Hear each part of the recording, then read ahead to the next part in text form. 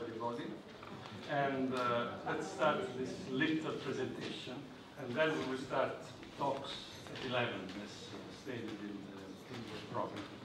So first of all, let me introduce Professor Danieli, who is the president of the Istituto Veneto, who is hosting this workshop. Very kindly, immediately agreed to this initiative, and I want to thank you very much. So, please. Thank you very much for this introduction. The Instituto Veneto is very glad to host this meeting, in particular also because, not only because of the famous person, the famous mathematician, but because Guido Castelnuovo was a member of our institute, and as a corresponding member, and it was, as you could understand, it was cancelled from the list of members in 1938 because of the laws against people of every religion. Fortunately, he survived through the war, and he was again a member since 1946. And in the small hall there, you find a little exhibition documents, among which there are also documents of the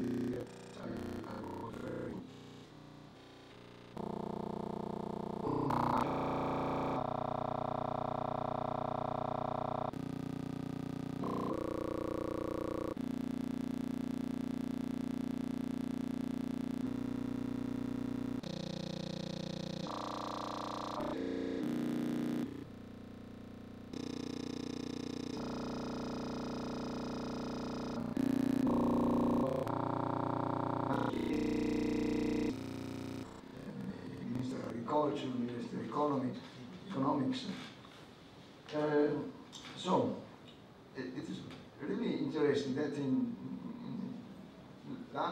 less than 1 week we had here 2 meetings, one about Vito Verra, and the second one about Guido Castelnuovo. The celebration of these 2 persons is not only from the point of view of mathematics. Both were very, very, very high in this field, but also because of the history of Italy, in particular of the history of science and culture. Because Volterra was president of the National Academy of Lincei, and was also the founder and the president of the CNR, National Research Council in Italy. He lost these positions in 1926 because he was fiercely contrasting the fascism within the Senate. He was a member of the Senate, and making very fierce positions against the fascism in declaration and refusing to sign an act of recognition of the power of the fascism. So it was one of the 12 university professors who refused to sign. One among 12 professors. You can understand which is the size of this minority, which was the size of the minority. Well, Castelnuovo was president of the Academy Lincei after the war.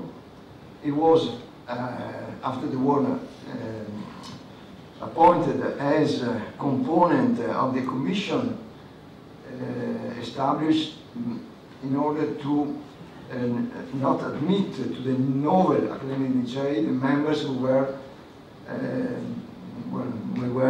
compromised with the fascism, and he was also commissario speciale, so appointed as head of the CNR, National Reserve Council, for a short period, and then he was responsible for reactivating this very important scientific institution.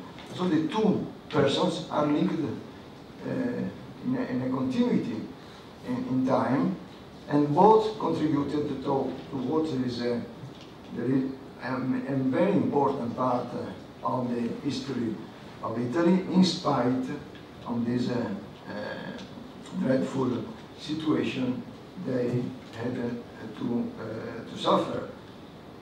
I stop here, but I would like to thank the Hebraic community of Venice, who gave us the patronage for this meeting, and to the ex-president of the community, Levis, he is among the audience. Thank you very much, and I wish to all a good stay in Venice, good stay in Distrito Veneto, and well, I wish a fruitful meeting to everybody. Thank you very much. Thank you very much for this introduction. And let me also point out that we have a little exhibition of the speakers. Professor Shalanania, Professor Albarello, who will talk in the morning. And let me introduce Professor Alessandro Verra, who organized this conference with me.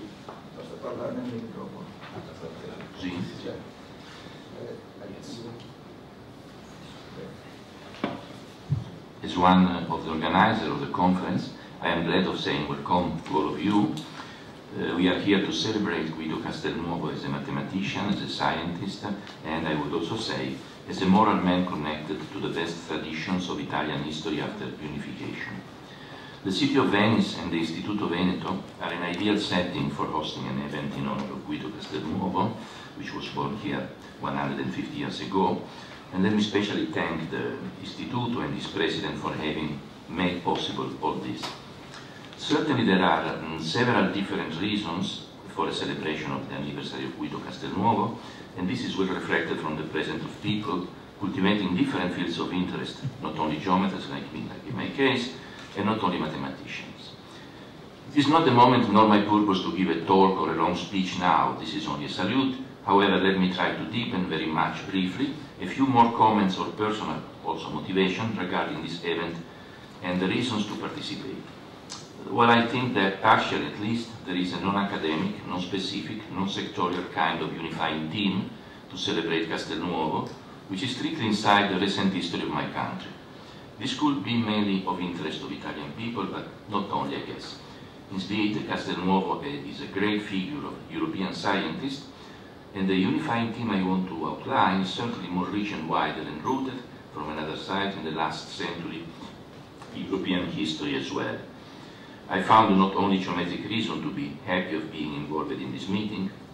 So going back to the last part of the life of Guido Castelnuovo, some general keywords can come to the mind: of Jewish origin, university professor, clandestine in the resistance. The same words work, for instance, just to make this parallel to Europe, just to choose the name of another strong European figure, which with a different, unfortunate fate, for the French historian Marc Bloch, younger than Castelnuovo, but certainly part of the same world of him. Castelnuovo was not taken by the Nazis during the occupation of Rome, when he was running under the name of Guido Cafiero, the clandestine Jewish university. So I can add for the last period of his life the key word, we already heard in part, from the president of the word, the key word reconstruction.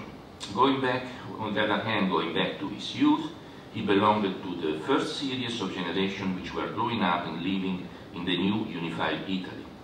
This was a generation, especially in the case of scientists, because of the connections to positivistic ideas of the evolution of the world under the influence of science. This was a generation of building persons. The geometric part, so to say, of these generations built in fact the Italian school of geometry, and they were aware of this link between a new country and new flourishing schools, or a new flourishing school. Furthermore, Castelnuovo was, due to his personality, exceptionally determined and rigorous in pursuing his scientific mission. On the other hand, as the biographers say, he was a man of clear and superior ideas and perspective, with clear consciousness of the need of pursuing beauty in his mission and in the creative action, like some classical and uncorrupted tempers. People like him, Jewish or not, peaceful families like his family, cultivating the best civil traditions of Europe, were facing the death and the disaster all over Europe in the last part of his life. Then the peace came and the period of the reconstruction. This is what Castelnuovo says at one of the first meeting of the renewed Accademia dei Lincei. It is interesting besides the formalities of a formal speech, maybe I'm reading in Italian or I can translate, but I think it's quite comprehensible. Nel suo studio, nel suo laboratorio, lo scienziato, è superfluo dirvelo, deve indagare la verità senza preoccupazioni estranee e senza vincoli, con la convinzione e la speranza che la verità, correttamente intesa e saggiamente applicata, finirà sempre per recare vantaggio al genere umano. Ma noi tutti non siamo solo cultori della scienza, siamo anche figli di questa Italia che esce ferita e prostrata da un'infausta e terribile guerra, ed oggi più che mai sentiamo i nostri doveri verso la patria e desideriamo servirla per attenuare le sofferenze e tentare di rialzarla dallo stato in cui essa si trova. So the first mission, of course, is for him, as always, and it must be the scientific mission, but at that moment, in 1946, I guess, this comes together the mission to rebuild the country. So he was in the middle of his 70s at the time, but he took up this accomplishment with the same strength, clearness of ideas and determination of all the other period of his life. He was an active part of the reconstruction as the new president of Accademia dei Lincei and as a member of the Senate, where he was nominated because of merit by another eminent great figure of science, the economist and president of the Republic at that time, Luigi Einaudi. So these were the times. Fortunately, we had so many great figures at that time contributing to the reconstruction, and also we had an unexhausted, at that time, reserve of moral energies in all the society and in the leaders of the society. So many personalities come to the mind with very similar features and attitudes, from Adriano Olivetti to Enrico Mattei, including Emma Castelnuovo, the daughter of Guido Castelnuovo, including her engagement for a new school. So the reconstruction was not only running on the wheels of the new Fiat cars or of Vespas, not only it was an economical miracle, it was based on clear ideas and on moral and intellectual engagement, like in the case of Guido Castelnuovo. The pure research, the application of the technological developments, in spite of the humanistic image of Italy, were complete inside of this effort. I could quote Castelnuovo himself about. So these traditions, behavior, and actions are today quite in the shadow, in the society, in the memory of Italy. In the last decades, a serious and scientific debate between historians was even discussing the period of the war and later as the period of the death of the nation. I'm not so an expert. I don't know, but I don't think so. Possibly, something very dangerous happened in a more recent period due to the general transformation and to dangerous changes we are still facing today. To use an old familiar expression, I think that another Italy, which is unpredictably but constantly reappearing as a calcic river, is not lost. Guido Castelnuovo is, in his simpleness of great, pure scientist and a man of action, is an uncorrupted part of this river and of the Italian heritage. This is a further motivation for me, but I think I can share with many others, to be here. All the rest is the history geometry. Enjoy the conference.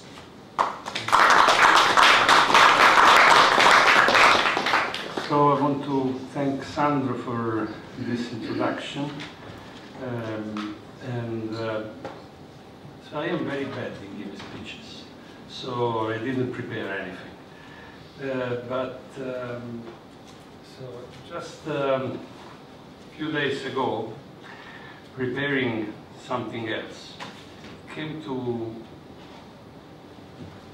my mind the existence of these two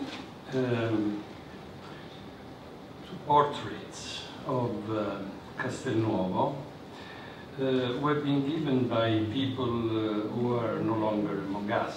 One is Oscar Zarischi, who was a student in Rome in the early 20s. And the other one is Beniamino Segre. So the only thing I will do is to read this few words. So Zariski says Castelnuovo was a somewhat distant fellow. He wouldn't be chummy with you. He was not the type. He was very dignified, long beard. He looked like the Moses of Michelangelo. When he smiled, his face was transformed, but mostly he was very serious. So this is the way Zariski was looking at him. Now Beniamino Segre says something different. And I think, you know, the two portraits complement each other. So Beniamino Segre was recalling the visits to Castelnuovo's house close to Via Veneto. I think it was Via Sicilia. And he says that it was a modest but welcoming place. A center where every Saturday, for several years, colleagues and students, Italians or foreign visitors, gathered for friendly conversation on a wide variety of subjects. His influence on those present was enormous. With his display of calm wisdom, his interest in each idea expressed, his offering of serene and objective opinions, and thoughtful advice, his courtly presence, his genuine modesty. These qualities, even if chastely veiled by a certain reserve, made him loved and appreciated by everybody. You can be certain that he did not have any enemies or detractors. Okay, as you see from the program, we will enjoy very different aspects of Castelnuovo's contribution, going from somehow, well, there is of course mathematics, there is history of mathematics, history of science, and the commitment of Castelnuovo for didactics, teaching. And also some personal recordings. So I think, although short, this workshop, this conference, will give us an idea, rather wide idea of what Castelnuovo. So let me